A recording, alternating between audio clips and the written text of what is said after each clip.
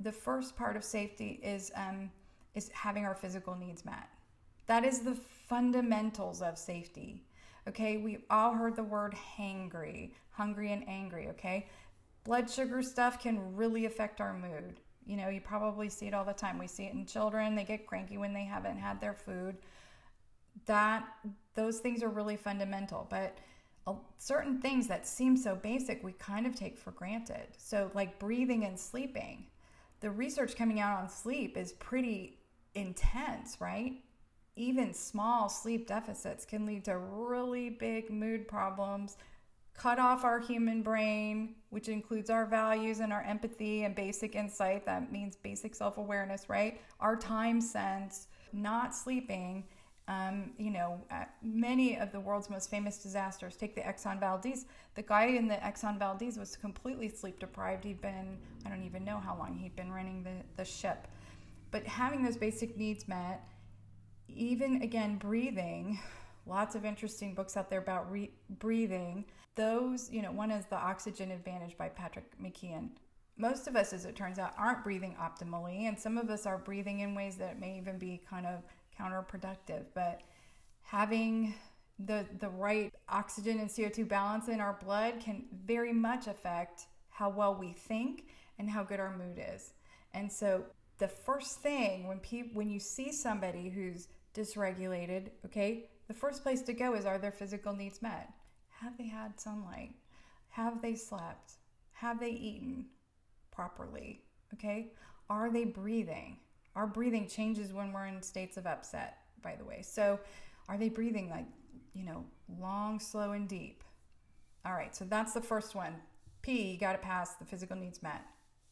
The second one is an absence of abandonment and aggression. This is so fundamental. You could probably watch a million movie scenes. I watched one, what was the Oprah movie, Wrinkle in Time, okay? And there's a great scene in there where the kid overhears the school principal or the teacher talking about him.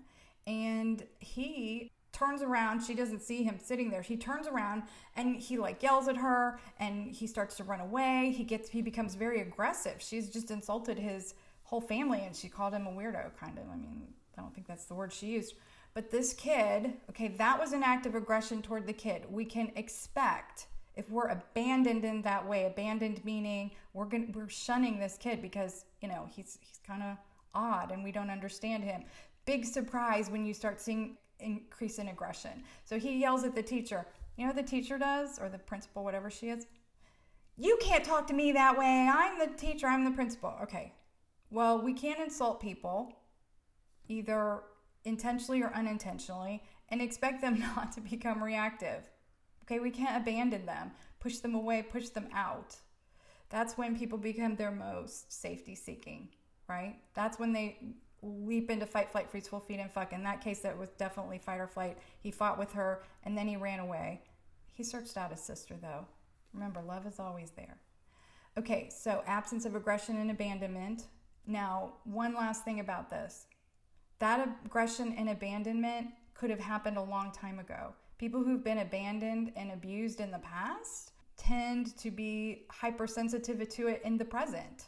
The movie in our brain, the filter in our brain that is full of our own experiences projects out onto the world. So especially people who have a really traumatic past or who've had difficult experiences in the past will tend to project that onto the present and see it where it may not exist, or see it where it does exist but in a more extreme form. I mean, if you've been in any kind of friendship or relationship with somebody who's had a difficult past, you'll see this, right? They might be kind of hyperreactive. So that's another thing to kind of realize. The aggression doesn't have to be actual aggression or abandonment. It has to be perceived aggression and abandonment. The next one is structure. Humans, that structure is kind of our antidote to chaos. Routine, rituals, our kind of daily rituals, structures in our lives, our habits. Knowledge and skills are our mental structures. They're all up inside of here.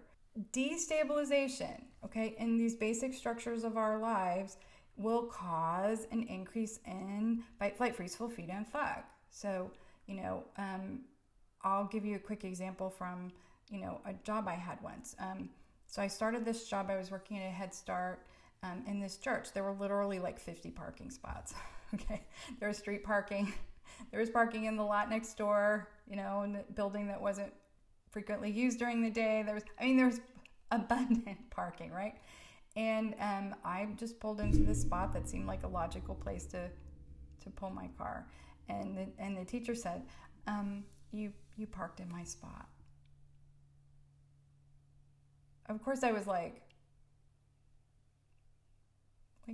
can't you just park?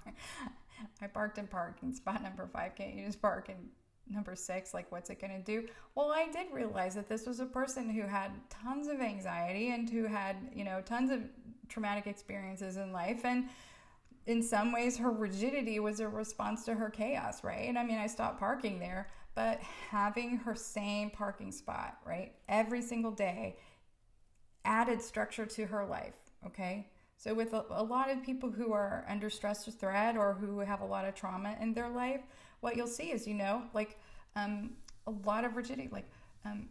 Why do we have to put things in the yellow folder? Well, because that's how we've always done it. What happens if we accidentally put it in the green folder? We put them in the yellow folder. Does it make any difference? Well, yeah, it's in the green folder. It really doesn't make a difference. You get what I'm saying, right? Needing your pencils lined up. We need structure. When we lose structure, even in small ways, we crave it. We may recreate it even in ways that might seem a little bit, this is another good example. I had somebody in 2 offices down who used to take papers and stack them and make sure that they were absolutely perfect. It felt like hours and hours would go by in which papers were just being stacked perfectly. High level professional, but those papers could not be a little bit out of place. And I'm not making fun of. This is what I'm saying is when you see that need to a certain point, okay, what they're telling you with that rigidity, okay, that's kind of a freeze response. What they're telling you is that there's a lot of inner chaos that they're staving off.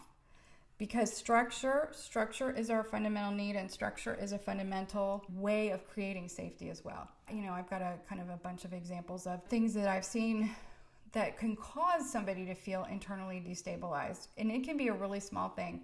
A kid was acting up in the classroom. Well, the teacher's like, what's going on? It turned out that the child was getting her bedroom repainted. So all of her stuff had gone out of her bedroom. And she'd picked the color, and she'd picked her new bedspread. It was going to be pink, and she was really excited. But, having to sleep in her sister's room, which was not part of her routine, was really upsetting. And I remember, the 2 sisters started to fight at one point, and the one sister says to the other, well, at least I didn't lose everything. That was how they saw this, just moving some furniture out to paint, putting the drop cloths over it. Okay, even though it was a very short period of time, the kid starts acting up in school. Okay, an employee is late the entire week, their spouse is out of town.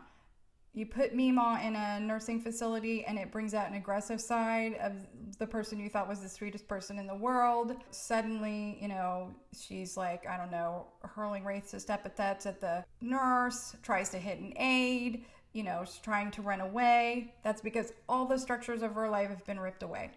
Then you get fight, flight, freeze, full, feed, and fuck, okay? Or she just lays there all day and everybody's like, we can't get her up, we can't get her to do any activities with anybody else. You see what I'm saying? A teenager gets sullen and rude when dad moves out.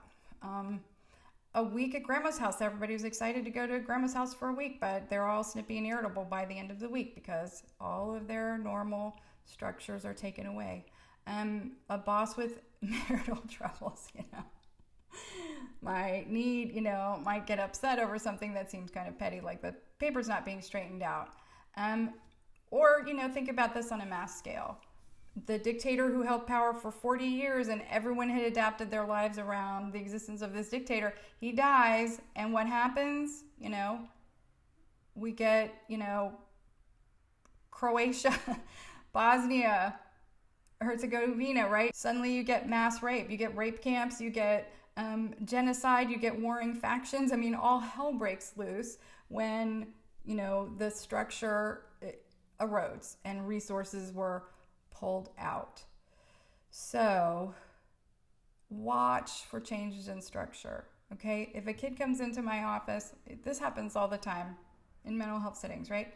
I don't know what's going on. He's suddenly, being really difficult in school, not cooperating, won't do anything. We don't know what's going on. When did this start? I don't know, about a year ago. Okay. And as you're talking to the family, so where's dad? Well, he's in jail. When did he go to dad? A year ago. But they're not connected. I'm like, let's talk about that a little bit. Maybe they are. All right, so P, physical needs met. A, absence of aggression and abandonment. S, structure.